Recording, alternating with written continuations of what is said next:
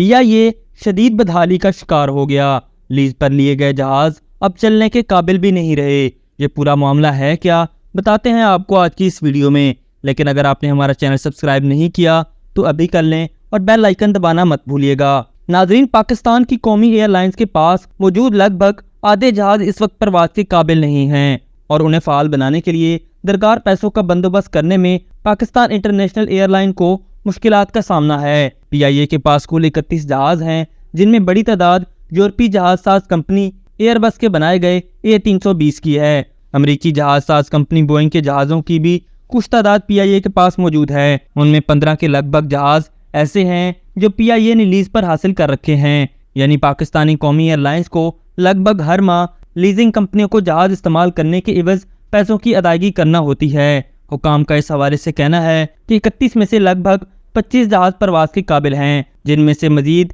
کئی جہاز لیزنگ کمپنیوں کو ادائیگیاں نہ ہونے اور دیکھ بھال میں تاخیر کی وجہ سے کھڑے ہو گئے ہیں۔ PIA کے کل جہازوں میں سے لگ بھگ نصف سے کچھ زیادہ جہاز اس وقت پرواز کر رہے ہیں، جبکہ باقی گراؤنڈ ہو چکے ہیں، یعنی کھڑے کر دیے گئے ہیں، جبکہ کچھ جہاز ایسے بھی ہیں جن کے انجن لیز پر لیے گئے ہیں تو لیزنگ کمپنیاں پیسوں کی ادائیگیاں نہ ہونے کی وجہ سے ان جہازوں کو اڑانے کی اجازت نہیں دے رہی۔ تاہم قابل استعمال جہازوں کی تعداد ہر روز بدلتی رہتی ہے، جو کبھی 16 تو کبھی 19 ہو جاتی ہے۔ لیز کے علاوہ جہاز کو پرواز کے قابل رکھنے کے لیے PIA کو ایندھن، اسپیئر پارٹس اور ایئرپورٹ کی سروسز استعمال کرنے کے لیے بھی پیسوں کی ادائیگیاں کرنی ہوتی ہیں، جبکہ ٹیکس اور قرضوں کی اقساط اس کے علاوہ ہیں۔ گزشتہ چند ماہ سے شدید مالی مشکلات کا سامنا کرنے کی وجہ سے PIA ان فوری ادائیگیوں میں سے زیادہ تر مکمل نہیں کر پائی۔ PIA حکام کے مطابق یہ قابل ادا رقم $100 ملین تک پہنچ چکی ہے۔ اس حوالے سے PIA نے وفاقی حکومت سے امداد بھی طلب کی ہے، تاہم حکومت نے براہ راست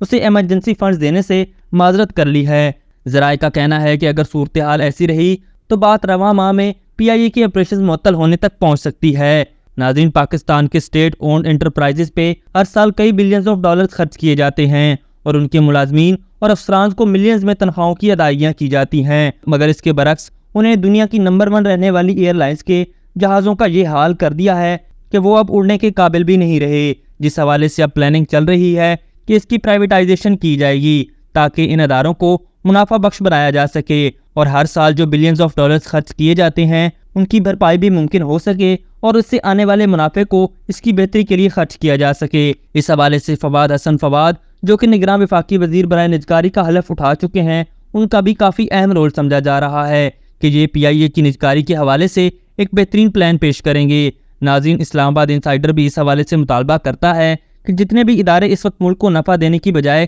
نقصان پہنچا رہے ہیں، ان سب کی نجکاری کی جائے تاکہ یہ ادارے ملکی معیشت پر بوجھ بننے کی بجائے اس کو سہارا دیں اور اسے مضبوط بنائیں۔ ابھی تک کے لیے صرف اتنا ہی۔ مزید دلچسپ اور تازہ ترین خبروں سے آگاہ رہنے کے لیے ہمارے چینل اسلام آباد انسائیڈر کو سبسکرائب کرنا مت بھولیے، اور اگر ہماری یہ ویڈیو آپ کو اچھی لگی ہے تو اسے لائک کر دیں اور اپنی قیمتی رائے کا اظہار نیچے دیے گئے کمنٹ سیکشن میں ضرور کریں۔